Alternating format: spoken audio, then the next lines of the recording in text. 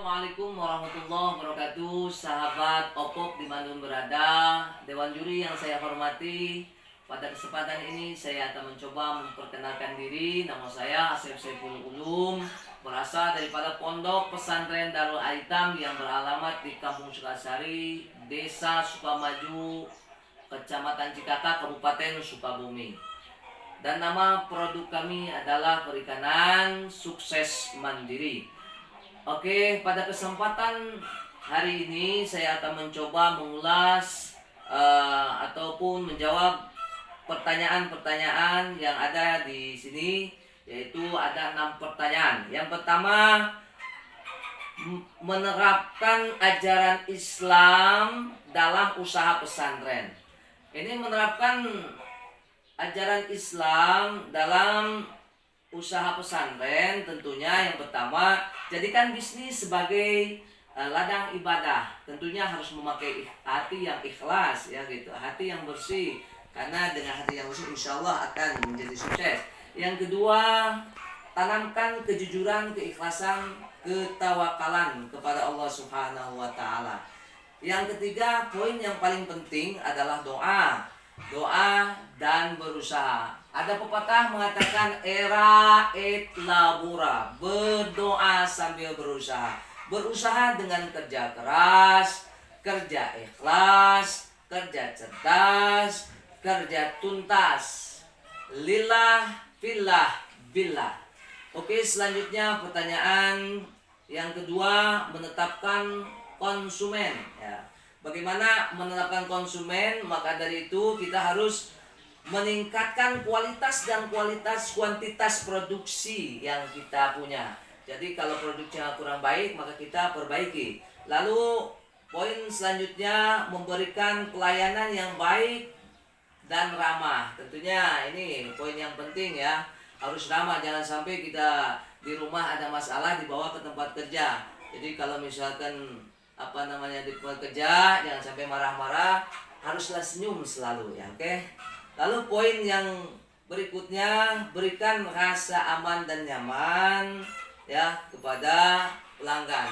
Jadi aman dan nyaman ini kalau misalkan dipesan ini, misalkan kita jual ikan itu, ya, harus sesuai yang ditawarkan dan yang dipesan. Kalau misalnya misalkan 2 jari, maka kirim 2 jari.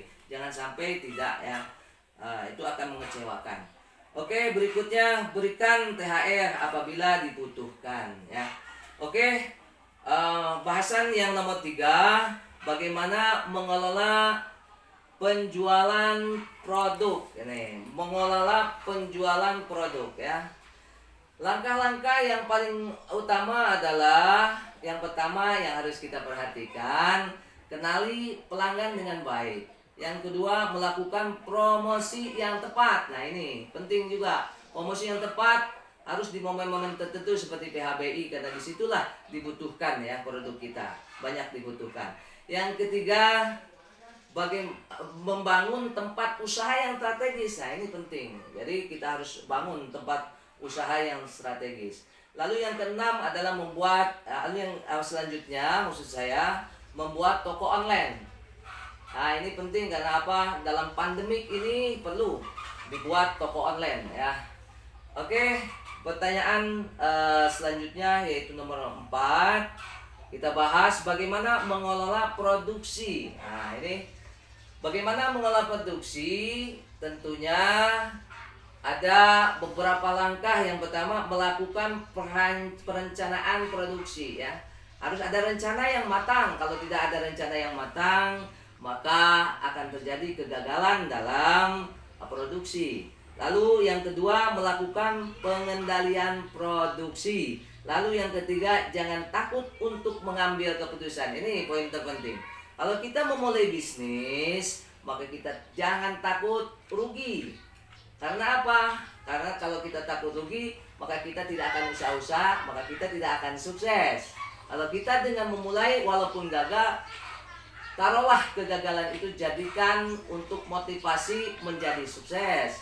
Karena walaupun bagaimana dalam usaha ini adalah manjada wajada. Siapa-siapa yang bersungguh-sungguh pasti akan berhasil. Maka dalam ini kita harus positive thinking. Oke, selanjutnya yaitu pengawasan produksi ya. Ini penting juga, harus kita awasi. Kalau tidak awasi nanti terjadi kerusakan, lalu kita kirim ke pelanggan akan kecewa. Ketika pelanggan kecewa, maka usaha kita akan tersendat ya, tidak lancar nantinya. Oke, pertanyaan selanjutnya kita akan bahas poin nomor 5, bagaimana mengelola pencatatan keuangan. Ini ujung tombak yang paling penting ya, dalam usaha ini harus ada pencatatan keuangan. Karena apa? Kita akan mengetahui untung ruginya begitu. Makanya di sini perlunya langkahnya mengumpulkan bukti-bukti atau transaksi penjualan dan pembelian. Nah, di sini penting ini mengumpulkan bukti-bukti ya. Dan juga mengidentifikasi bukti pembayaran tersebut ya kan. Yang selanjutnya harus memasukkan ke jurnal. Karena apa? Kalau misalkan ditulis di kertas takutnya tercecer gitu ya, takutnya hilang gitu. Lalu yang selanjutnya harus buat SOP. SOP itu standar operasional prosedur ya gitu kan. Lalu poin yang selanjutnya, hitung pendapatan bulanan, tambahkan beberapa banyak yang Anda terima di rekening bank setiap bulan. Itu penting juga. Pantau anggaran ya, ini juga penting, harus dipantau oleh kita. Oke, poin yang keenam kita akan coba untuk bahas, yaitu mengenai bagaimana mengelola karyawan. Nah, ini dalam mengelola karyawan juga sangat penting ini. Karena apa? Kalau tidak ada karyawan atau karyawan yang nggak betah, juga kita kesulitan untuk cari karyawan ya yang profesional tentunya. Maka dari itu perlu langkah-langkah sebagai berikut. Yang pertama, bebaskan pikiran kita, bebaskan pikiran Anda dari kata manajer. Ganti dengan apa? Menggantinya dengan leadership. Karena apa? Leadership ini sangatlah penting. Karena apa yang dilakukan oleh di Pondok Pesantren Al-Diriyah demikian. Jadi seorang pemimpin harus menjadi uswah, contoh yang baik, memberikan contoh yang baik. Lalu memberikan motivasi, memberikan masukan yang positif ya gitu. Lalu selanjutnya yaitu tanamkan nilai kejujuran. Nah, ini yang paling penting ini kepada karyawan, kita harus tanamkan nilai kejujuran. Karena kejujuran ini tombak daripada kemajuan usaha ya, sebuah bisnis gitu. Tanpa ada kejujuran maka usaha akan mengalami kebangkrutan ya, atau tidak akan maju. Karena apa? Misalkan kalau kita produk sesuatu dipaling sama karyawan gimana gitu ya. Ya bisa habis gitu ya, seperti itu. Lalu harus memberikan jaminan kesejahteraan, ini yang sangat penting. Insya Allah kalau ada jaminan kesejahteraan kepada karyawan, maka karyawan tidak akan kemana. Ya contohnya ya bikinlah kalau mencapai target, kasih bonus, kasih THR dan lain sebagainya. Mungkin itu saja yang bisa saya sampaikan pada kesempatan kali ini. Mudah-mudahan ada manfaatnya untuk diri saya pribadi dan umumnya untuk yang mendengarkan daripada paparan ini. Untuk itu mari kita berdoa kepada Allah SWT.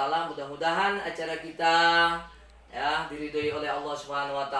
Kita semua, Dewan Juri dan juga Bapak Gubernur, Wakil Gubernur yang membuat program ini, mudah-mudahan diberkahkan oleh Allah SWT, disehatkan oleh Allah SWT, cita-citanya dikabul oleh Allah SWT.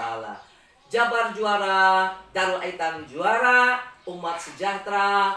Assalamualaikum warahmatullahi wabarakatuh.